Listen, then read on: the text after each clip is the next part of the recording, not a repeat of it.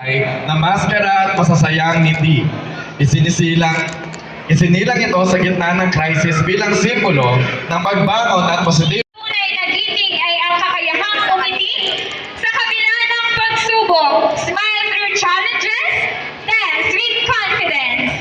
Let's celebrate resilience, creativity, and unstoppable joy. Maskara Festival mula sa Grade 3!